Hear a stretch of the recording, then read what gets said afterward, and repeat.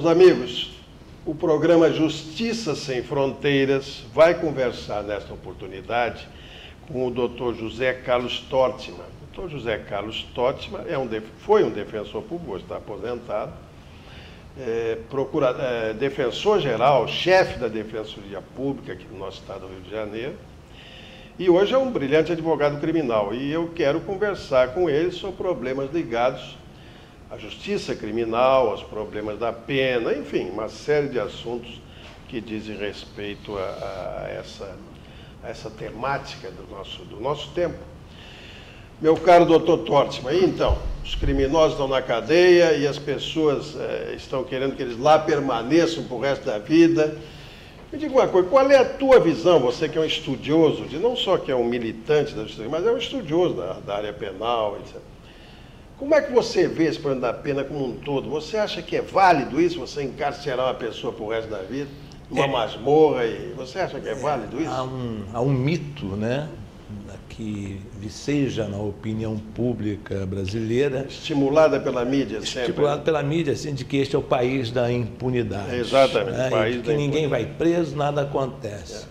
Os cárceres estão abarrotados de gente. Já estava na época em que eu fui diretor de penitenciário, em 83, né? E hoje isso está muito mais dramático. Não há mais vagas, é tanta gente, são lugares, celas que dão para 10 pessoas, tem 40, 50, em condições subhumanas.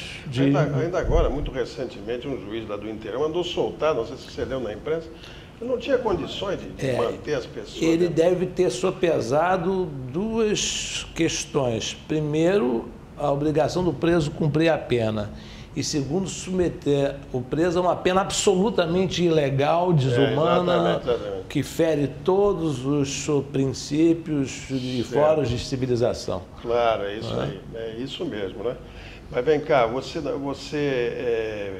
ao longo da tua militância na área criminal, o que você acha? Quer dizer, você acha que podia, a ciência penal já tem feito isso, mas podia, vamos dizer, incentivar, eu vou usar esse termo que é melhor, incentivar a adoção de outras penas que não a privativa da liberdade? Essa é a tendência, né?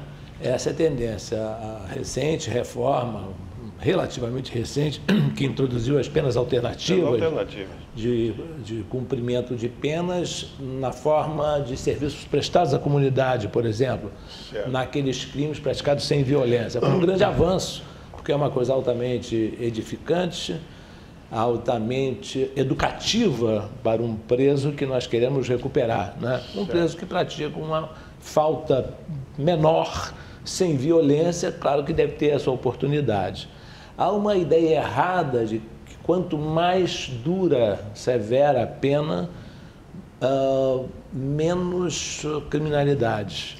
A China, por exemplo, é um exemplo muito elucidativo de quanto isso não é verdade. Não é? Porque pelo número de pessoas que são executadas lá anualmente, a gente vê que tem uma criminalidade muito exacerbada. Os próprios Estados Unidos, né? Os Estados Unidos, mesma coisa. A gente pode apontar os Estados Unidos como o país de primeiro mundo, onde a criminalidade, de longe, é a mais frequente e é a mais violenta. E a mais violenta. Com certeza. E com pena de morte. E com pena de morte, pena de prisão perpétua, enfim. Então a gente chega à conclusão de que a pena exacerbada, a pena exagerada não resolve o problema. O que, a meu ver, a ótica da impunidade tem que ser, o de combate à impunidade tem que ser aquele em que a pena, embora curta, seja aplicada rapidamente. Claro, com o devido processo legal, com todas as garantias de defesa, mas sem que essa distância entre o fato e o início do cumprimento da pena seja muito exagerada. Certo. Agora, você sabe, isso é uma questão que me angustia. Eu fui militante da justiça durante 50 anos, em todos os setores, em todos os polos, né? Eu fui defensor, promotor, juiz, eu fui tudo, né? Bem, mas uma coisa me angustia, agora mesmo está nos jornais aí, já o Pacto Republicano, você deve ter tomado conhecimento, que vai se reunir, é um processo em desenvolvimento, administrativo em desenvolvimento, para melhorar ainda as condições, do judiciário para abreviar o julgamento dos processos. Que é uma coisa que está na cabeça de qualquer pessoa. Demorar anos e anos para julgar é uma barbaridade. Agora, isso aí me assusta muito, porque isso é uma coisa que está sempre em conflito com o sistema político que nós estamos vivendo, né? Eu quando vejo essa conversa, vamos abreviar, vamos julgar, vamos fazer, eu fico preocupado, né? Que nós estamos criando um novo Leviatã, né? É verdade. É um monstro alado contra o cidadão. O cidadão pequenininho, lá já não tem mais direito nenhum. Vamos julgar de qualquer maneira, bota na cadeia. É verdade. Isso me assusta muito, você não acha? Não, é verdade. Eu sempre digo, a gente poderia abreviar o ciclo processual, mas sem abrir mão, lógico, dos direitos elementares de defesa da pessoa. Você não pode nem pensar numa justiça sumária, não é? O que pode é, nos interregnos, né, burocráticos, você abreviar. Para isso tem que ter uma justiça mais bem aparelhada, claro, né, melhores e mais funcionários. Agora, com a informatização, isso já é uma perspectiva que se abre aí para se abreviar isso, sem sacrificar, evidentemente, o cuidado e a perfeita execução dos atos que garantem não só a eficiência da justiça, mas o direito à defesa da justiça criminal. Isso é fundamental, isso é um princípio básico de qualquer sistema. Claro, disso não se pode abrir mão. Não se pode abreviar, por exemplo, o prazo para oferecimento de alegações finais ou de defesa prévia no novo sistema. Não, e de abrir a oportunidade de você demonstrar o teu direito, seja no crime, seja no juízo, da forma mais ampla possível. Porque as ideias estão brigando. Ou você possibilita isso, né, e o processo demora mais um pouco, ou então você abrevia e o camarada fica sem a possibilidade de demonstrar o seu direito. Né? É uma luta... É uma luta insana, vou te dizer. É uma coisa... É verdade. Me assusta, sobretudo me assusta também, porque essas coisas são feitas sob a égide da imprensa, né? Sob a pressão da imprensa. E aí sai de qualquer jeito, né? Não é uma coisa técnica, não é uma coisa amadurecida. Né? Isso é preocupante, realmente. Os chamados tribunais da mídia, né? Mídia trial. Lógico. Você vê na Inglaterra, que não é um paradigma dos piores, né? Pelo contrário, né? O nome dos criminosos, incluindo os crimes de grande repercussão, o estripador de Yorkshire é um exemplo disso, né? O nome desse supercriminoso se tornou o inimigo público número 1 da Inglaterra na década de 80, no início da década de 80, pois o nome dele só foi veiculado pela mídia depois do trânsito em julgado da sentença que o condenou. Muito bem, nós vamos continuar conversando com o Dr. Tortman no próximo bloco, daqui a pouquinho.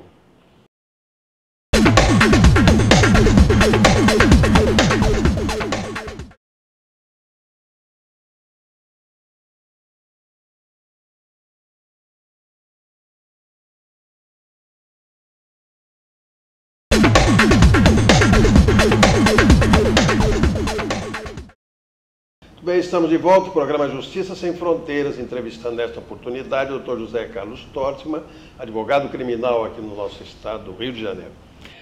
Mas, Tortman, você, no bloco anterior, nós estávamos falando sobre isso. Eu acho também o seguinte, de uma maneira geral, né, há um tratamento igualitário para o grande criminoso e para o camarada que chega ao crime por uma eventualidade, não é? Mas o que se reclama é que o tratamento seja o mesmo, né? Especialmente quando o camarada é de uma classe social melhor, né? É verdade, é verdade. Durante muitos anos, né, o direito penal realmente deixava fora da sua repressão, da sua reação àqueles os chamados bem-nascidos, né? Bom, era o direito dos 3 P's, por isso que chamaram, né? Nós sabemos, né? Isso hoje houve uma viragem, sem dúvida nenhuma, e uma visão errada de que se pode também corrigir as injustiças sociais botando a cara do rico no jornal, na primeira página, muitas vezes sem saber o que se passou exatamente. Né? Então, nós vimos exemplos muito desastrosos disso, né? Aqueles proprietários lá daquela escola em São Paulo que foram acusados de estupro, foi o paradigma, né? Mas nem por isso corrigiu essa distorção do julgamento precipitado, do julgamento apressado, não é? Da crucificação do suspeito antes do trânsito em julgado da sentença condenatória, não é? Então, e há uma percepção errada de que esse tipo de coisa, esse tipo de assodamento da justiça possa contribuir para o fim da criminalidade, né? Assim como na execução da pena, a forma mais cruel e às vezes torturante de executar a pena, eu me refiro justamente a essa superlotação dos presídios, essa história de que, esses mitos de que, não, as prisões são Hilton, são hotéis Hilton, porque dão 5 refeições por dia aos presos. Primeiro não são 5 refeições, depois não queira comer lá, não queira comer lá, não é? E depois se implementam esses institutos penalizadores, como a progressão do regime, que abre uma perspectiva para o preso que tem recuperação por conta da conduta, enfim, reprovável de um ou outro que se aproveita da progressão, da passagem de um regime mais rigoroso para um menos rigoroso, se aproveita disso para fugir. Então se quer sacrificar todo o avanço que se conquistou com ótimos resultados aqui e em qualquer parte do mundo. É verdade, é verdade. Você sabe, eu fico sempre pensando também nesse aspecto, o seguinte, não é? Isso veio, isso veio com mais ênfase a propósito dos crimes hediondos, né? Da lei que criou os crimes hediondos, né? Que era resultado de um casuísmo, né? Foi um casuísmo. Não, então agora tem que ser uma coisa rigorosa. E aí não se permitia realmente que houvesse progressão da pena de início, né? Não se permitia que houvesse progressão da pena. Desmistificando aquela ideia que nós estudamos nos primeiros bancos escolares, que a pena não é só castigo, né? Sem dúvida. A pena não pode ser só castigo, senão isso é uma aberração, é um voltar atrás, não é? É um voltar atrás, voltar no tempo. Esse era o paradigma moral religioso pré-iluminista, né? A pena tinha que ser um castigo, tinha que impor um sofrimento. O objetivo da pena era exclusivamente retributiva, fazer sofrer. Fazer sofrer. Daí as torturas, que inclusive conviviam com a pena. Quando a gente vai naqueles museus europeus, você vê, né? Isso. É uma coisa bárbara. Pois essa visão está totalmente superada, né? Dentro dos novos paradigmas racionais, né? A pena... Não, deveria estar superado. A nível científico está superado. Mas você abre os jornais e vê que as coisas estão reclamando o mesmo tratamento, né? Não te parece, não? Sem encarcerar o sujeito para ele não cometer mais crimes e para mandar um aviso que se fizer vai ser preso. Agora não é para ele, não é uma vingança. Nem da família, nem muito menos do Estado, né? Exatamente o que é difícil. Do seu ponto de vista científico não é difícil. Nem prático, mas do ponto de vista do grande público é muito difícil. É você fazer distinção entre o criminoso e o interno de uma penitenciária, né?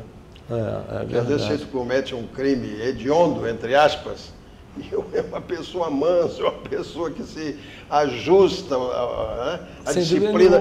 Você sabe disso, você viveu isso toda a vida. Sem dúvida nenhuma. Há pessoas com ampla possibilidade de retroceder sobre os seus próprios passos, se você der condições. Não é? Eu sempre dizia, quando eu dirigia a penitenciária, eu não quero bons presos. Você chegou a dirigir um estabelecimento? Dirigia, Esmeraldino Bandeira. Eu não quero bons presos, eu quero homens melhores, quando passarem do muro para fora. Né? Agora, se você cria condições asfixiantes na prisão, justamente para atender esse clamor por penas mais duras, por sofrimentos maiores, por castigos mais severos, né? Então, isso, claro, tem um limite. A prisão, evidentemente, não pode ser um prêmio, né? Claro, aquilo ali não. Agora, o sofrimento já é inerente à perda da liberdade. Com certeza, não é? Com certeza. A perda da liberdade já leva, enfim, naturalmente a esse sofrimento, que não é o que se busca, mas não há como evitar. Agora, você querer criar ainda, dar liberdade aos agentes penitenciários de espancarem os presos, não é? De submetê-lo a condições carcerárias desumanas, asfixiantes, isso só leva a uma exacerbação da alma criminosa quando ela existe no coração dos presos, né? Você veja o Carandiru, que erro foi aquilo, aquele massacre do Carandiru. Sim, sim.